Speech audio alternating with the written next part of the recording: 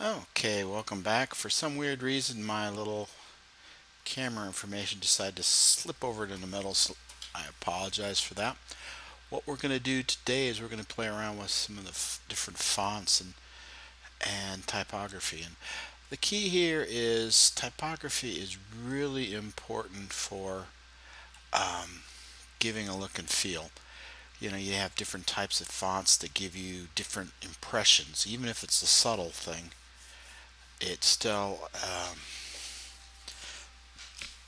has import. So what I'm going to do is I'm going to come over here to my text tool and I'm going to bump up this font to like 68.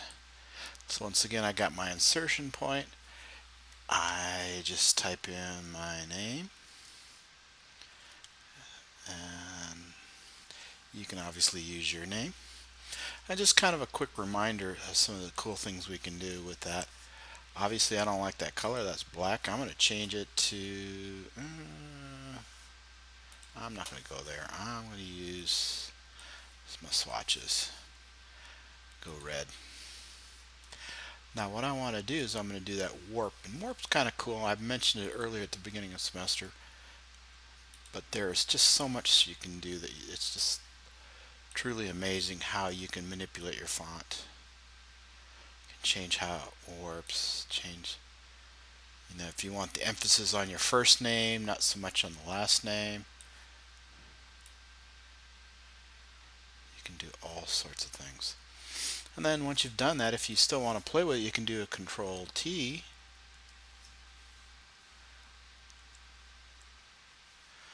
And what you can do is bump it up in size after that. Now let me change that. That's impact. I'm going to go something a little bit more.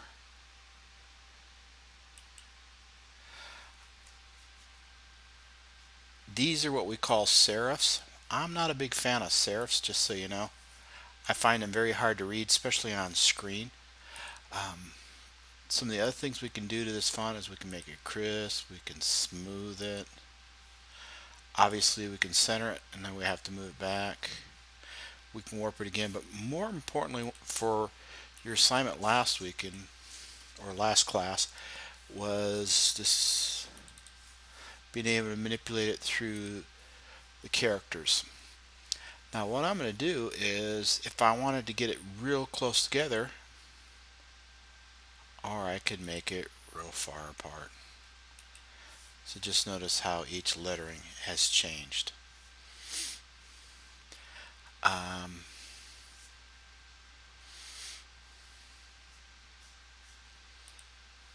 go italic. Italic tends to be a little bit more, um, once it's harder to read, except for when it's a bigger font, but it tends to have a little bit more flair. A little, the word I want to use is panache. That sounds kind of snooty, but it flows a little bit better. So these are serifs. If I want a sans serif, we would be going back to my favorite Arial. And I personally believe this to be true, and I know that there's some literature that backs that up. Oops, don't want to do that. Let's drag that off to the side. There we go. I'm going to want to make this just a little teeny bit closer together. It just got a little bit too much. Now I picked the default, so I could go 180 and it brings it in much closer. Well, not much, but I could go 100, then it brings it in closer. And just like before, I could go negative 75, negative 50. And no matter what happens after that, it's going to be the default setting for that font and for type. And then once again, smoothing, crisp, sharp. We also have some of the ability to do different things for, like having scientific notation. So I have t to the squared, or t to, down here, t2, a little bit different font. different way.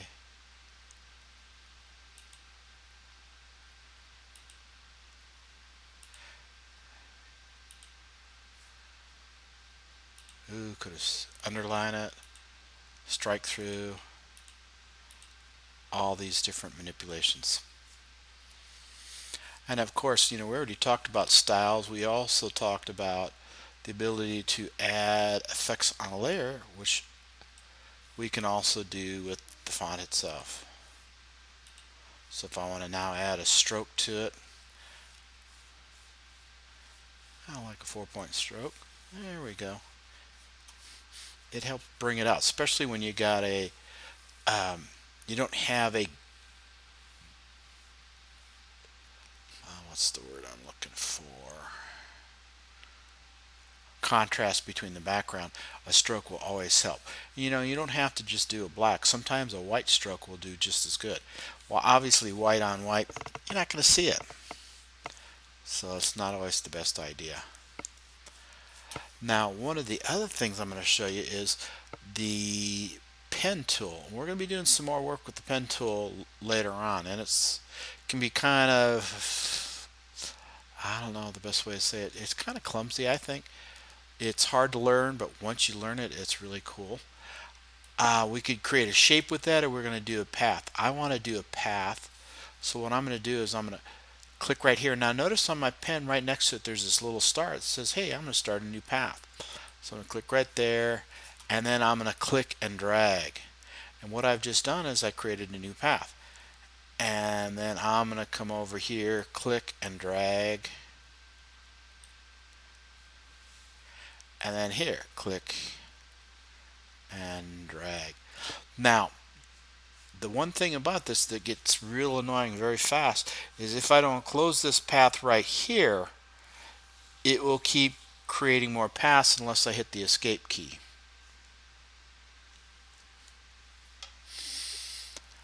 Now the reason I wanted to do a path is because watch what we can do now with text. I'm going to take my text tool, I get it real close to that, and notice I don't know if you can actually see it, it's a little squiggly line. And what I'm going to do is I'm going to get that squiggly line back, click on it, and then I'm going to start typing I love paths. Now what's happened is I ran out of space because it keeps going backwards this way because I centered it. I could change it to left justified. Oh, still ran out of space. So what I'm going to do is I'm going to use my path selection tool right here, and I'm going to grab this little square handle right there, and the text comes back.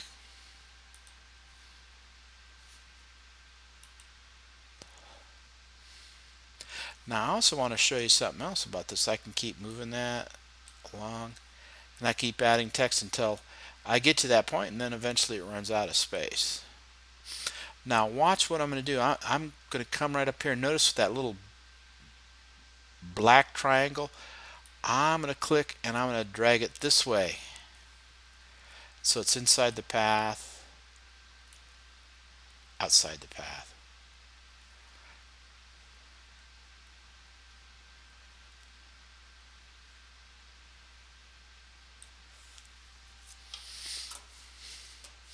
So that's another thing you can do with your text. Now I'm going to click on another tool, and then I'm going to come back to my text tool. I'm going to select the vertical type tool. So I'm going to go in there and just start typing away.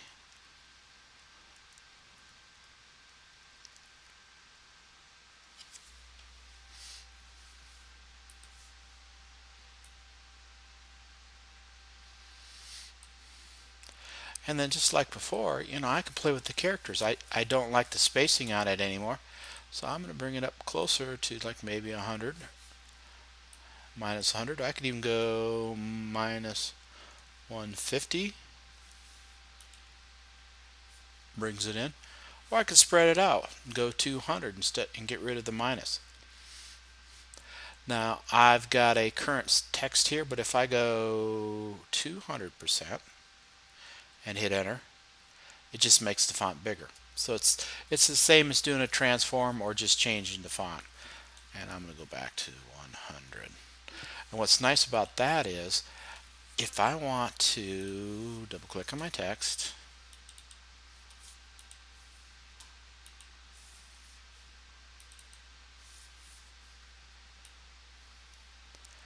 and just highlight that, I can keep it all at 100%, but then I can change my mind and go, hey, I want 200% for my name because my name's important.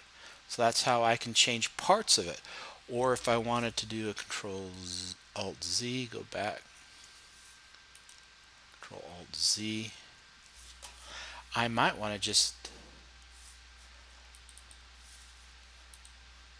change one letter.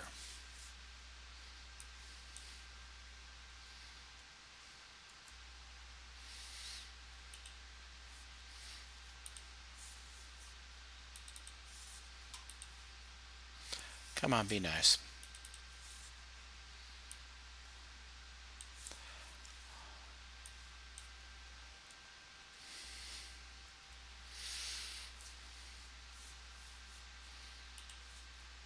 Ooh, I don't like that at all. Let's drop it down here.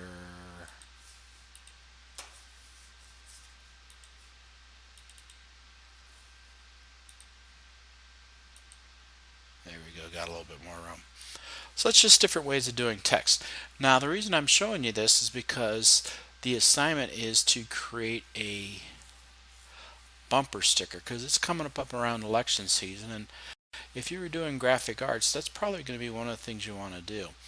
So obviously if we were doing something, you know, like elect me, so I'm going to do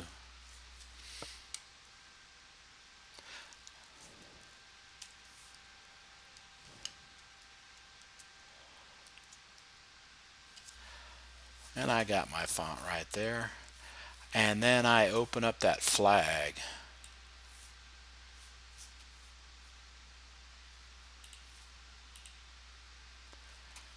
And just like before, I'm going to click and I'm going to drag it up here to this tab and drop it down.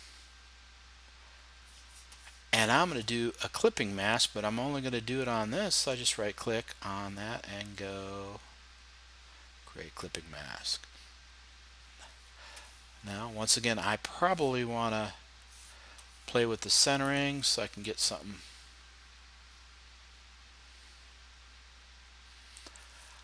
Now I've got white on white here, so remember I told you about having a stroke.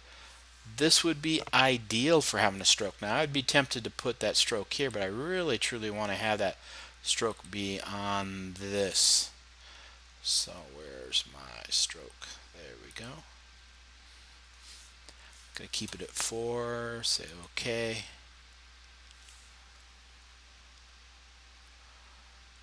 And there I got it. You know, that stroke's, boy, that really just kind of ate everything up. Let me double click on my stroke. I don't want it to be 4, maybe 1. There, we can see those stars a little teeny bit better. I'm going to use my move tool right here, see if I can.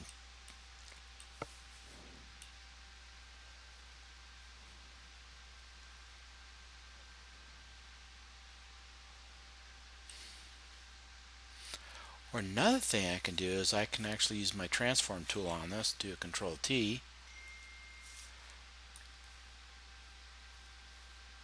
and play with the colors that way. Ah, there we go.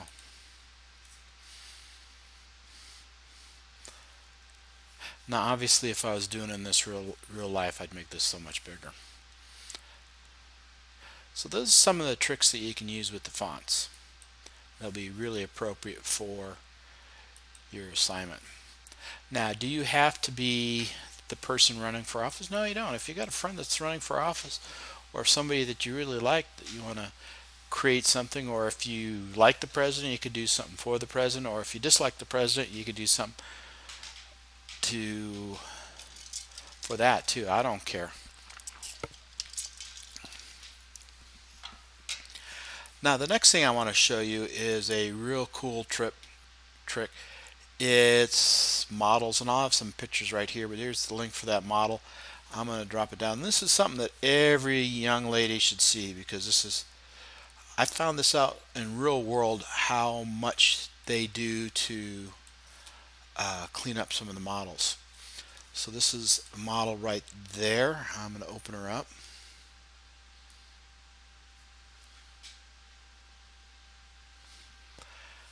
And the first thing I'm going to do is I want to clean this up. It's been a very ugly. I'm going to get rid of that name there, even though I probably really shouldn't, but I'm having fun.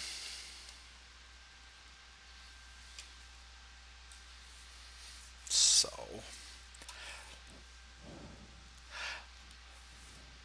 now I'm going to make this permanent. Shame on me, I know. Adjustments, levels. That's the black point level. That's a green point. I'm going to set a white point level on the page.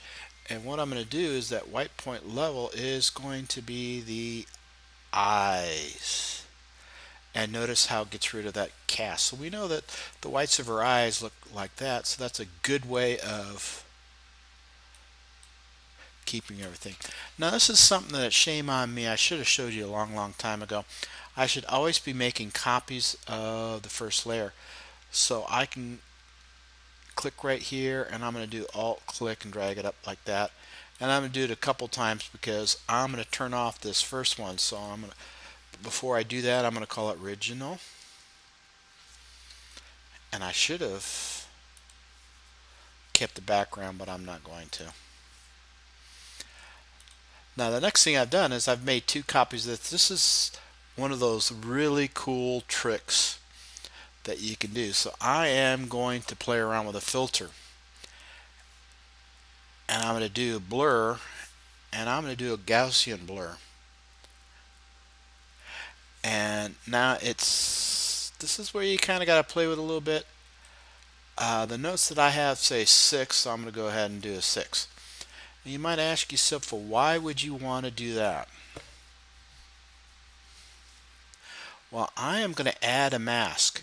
Now this is where it gets kind of slick. I'm going to hold down my Alt key and click on the mask.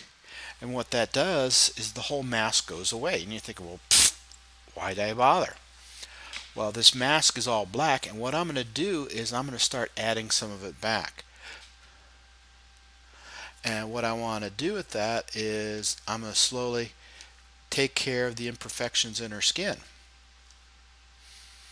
And it's going to be quite dramatic. It's really kind of amazing what you can do with, one, with makeup, and two, with just, a little bit of touch up. And let me tell you, every photo that's in a magazine in the US has been touched up. I'd almost promise you that. Unless it specifically says it hasn't been touched up, I would automatically assume it has. Now, Europe's done something really smart. They made it a law that says you have to tell people when you've touched something up.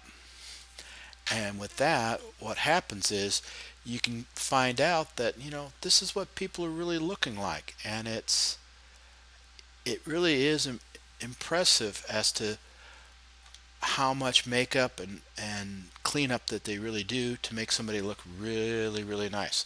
So what I'm going to do is I'm going to go Control plus a little bit. And so this is blurry. If I add white to it, it will bring some of that back. Now I'm going to drop the opacity just a teeny bit, like maybe 50%. And so I'm going to be painting in this area. And my biggest mistake is having this clicked. So I'm going to make sure I'm here, and I'm going to start painting on it. And come on. Okay, well, let's bump it up a little bit more.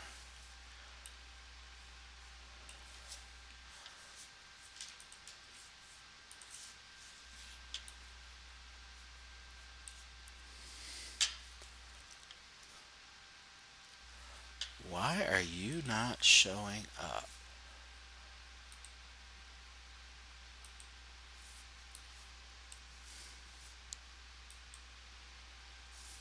That's whites. This is here.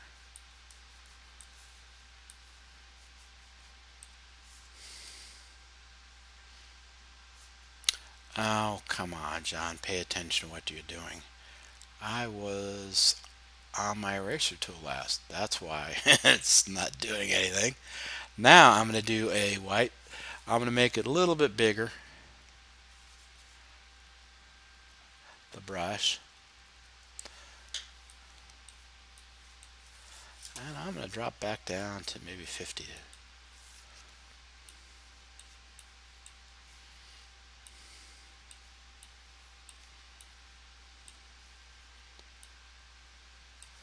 And notice how it gets rid of some of these little minor imperfections. Now I personally think that we shouldn't be doing this because we have an unrealistic expectations for our ladies, and this is not helping.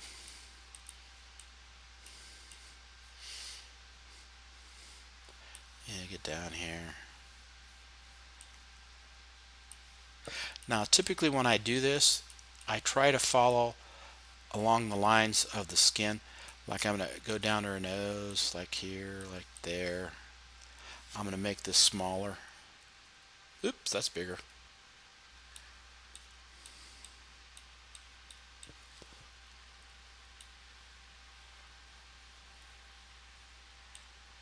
Oops, too much.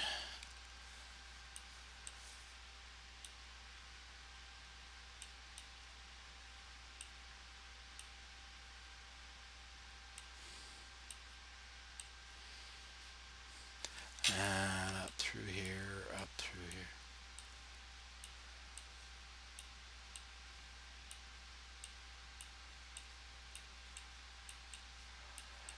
Some clicking and dragging.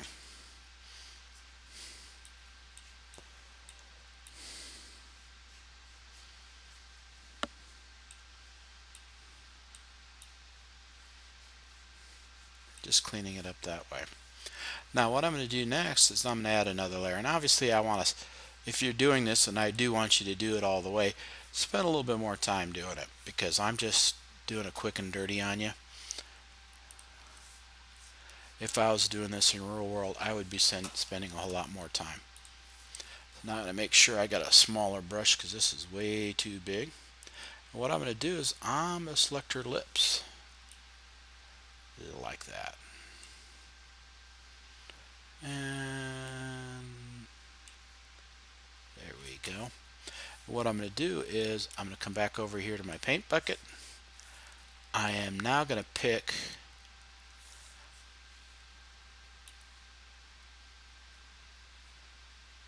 up there they are. You were hiding somewhere. Come on. I'm going to pick a red like this and go in like that. And just like before, you think, oh, that looks ugly. I am going to try color. Oh, there you get a little bit better color. Or I could try overlay. Let's see what that looks like. If I'm going to do that, if I want it to be a little bit more luscious red, then I'm going to probably want to drop down the opacity a little bit. Kind of like that, so I'm going to do a Control D. And then obviously if I have too much red, I can come back with an eraser, or if I missed a spot, which I kind of did right here, I might want to add a little bit there. I just clean it up, and obviously I want to get real close. Well, now I'm going to do a couple more layers just for fun. I'm going to make this one my eyes. Let's call them EYES. And shame on me, I did not do this. I should call that lips. Call that makeup, or I call it clean. And I'm going to call that model.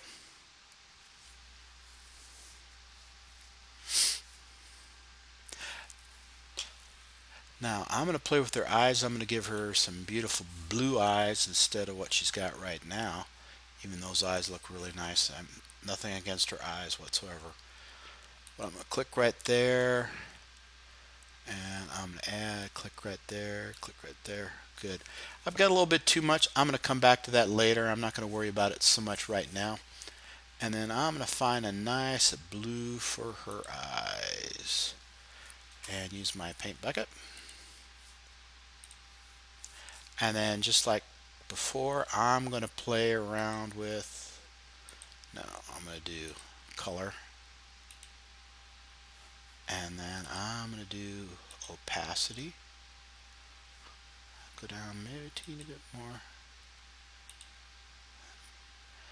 I'm going to try overlay, see what that looks like. I can't remember which one I like better. Ooh. And I'm going to do Control D. Like I said, I made a little bit of a mistake there, so I'm going to come back now. Make sure you don't have the magic eraser on it right now, or you get rid of it all. I'm going to make sure this brush is a lot smaller because I'm going to be doing some real minor changes. And then I'm going to come right in here so I can see what I'm doing a little teeny bit better. And I'm just getting rid of that right there. Come over to the other eye.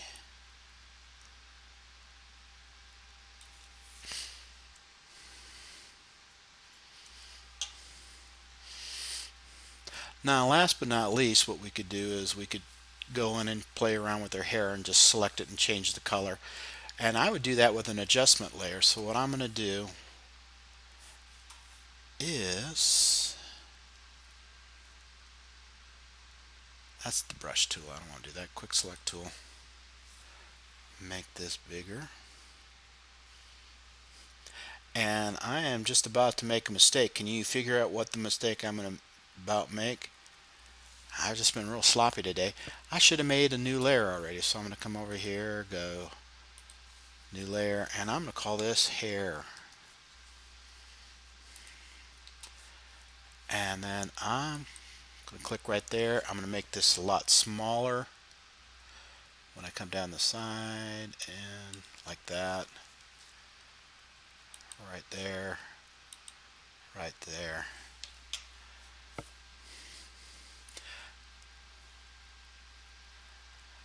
And then I'm going to select and mask.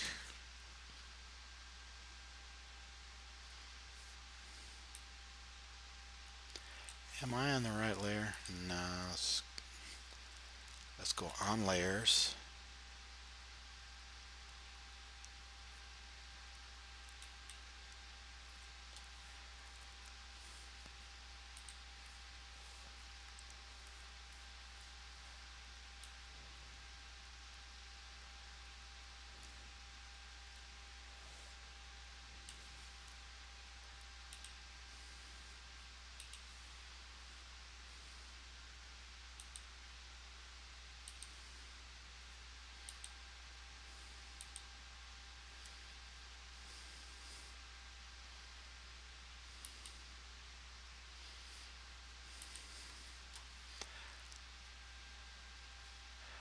I'm going to hit cancel real quick. What I'm going to do is I'm going to get rid of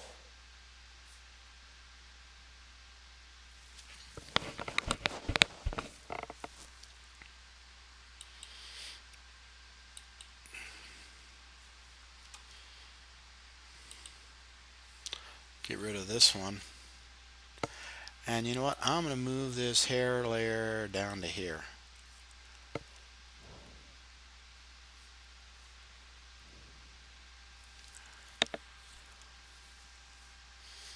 You know what? I've changed my mind. I'm going to do this totally different. I've got this right here. I am now going to select and mask.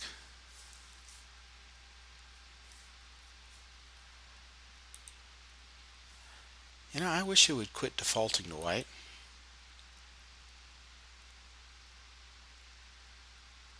There we go. I get to see what I've got. Click on down here. I'm going to go new layer with layer mask and click on OK.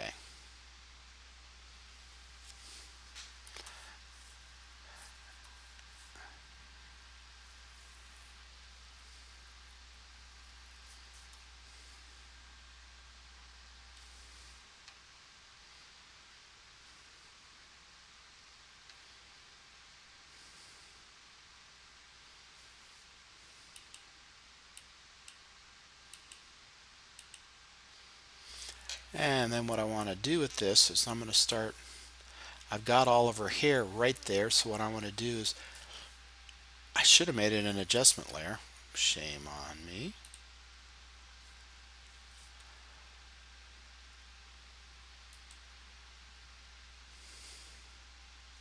So instead, I'm going to do it the long, hairy way by making it only to this layer.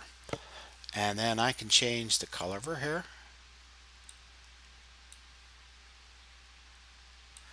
I can change how much saturation it is.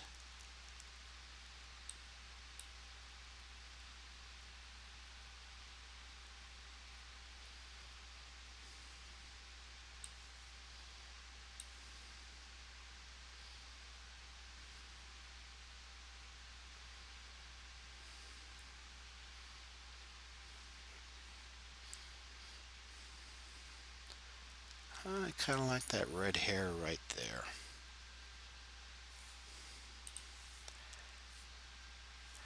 And then turn this layer on, and now this is what her hair looks like with her face. If I don't like that, I could come back here and double click and say, let's take a little bit out of there. Maybe take the saturation out a little bit. And then once again, I may want to play with the eraser just a teeny bit.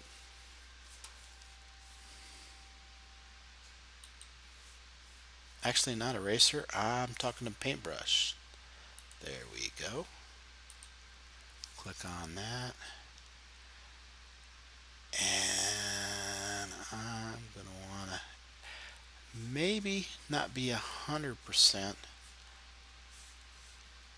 Oh, let's just,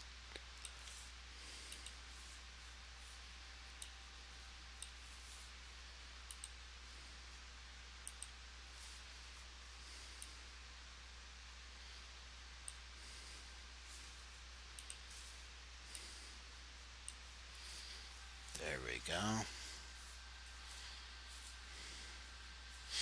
So obviously I could spend a whole lot more time on this than I have. I just wanted to give you a feel for that. Now the last thing that I want to do, and I'm going to make it real quick and dirty, let's go File, Open. And we got a gentleman by the name of Homer Simpson, and we're going to hit OK. And what I'm going to do is I'm going to use Puppet Warp, and I'm going to go to the Magic Eraser tool, get rid of the background right here, and then come up and go Edit, Puppet Warp. And what it does is it creates a bunch of little areas. It's a grid pattern that you can manipulate and make any way you want. So for quick and dirty reasons, I'm going to come up here and I'm going to click. What that does is it sticks a pin in. I'm going to click right there. I'm going to click in the middle. I'm going to click on his head up here, because what I'm going to do is I'm going to take this donut and make it a little bit closer. And then just for fun, I'm going to click right here, here, here, here. And then I'm just going to go in a little bit like that. Take them in a little bit like that.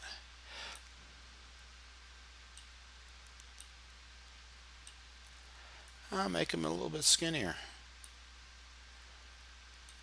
I'm going to use that point, but I'm going to also want to make sure that I don't move this. So I'm going to put some anchor points there, and then grab it like that and drag it just a teeny bit in. I'm going to also drag that in a little teeny bit. Probably should have anchored that. Drag it in just a little bit. Lift and tuck. Same way here, here.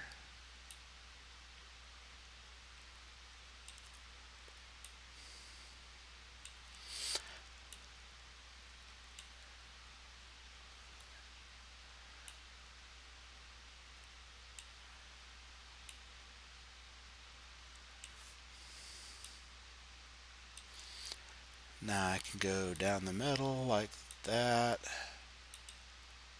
and make his arms smaller. So he's got a magic donut because it's making him skinnier.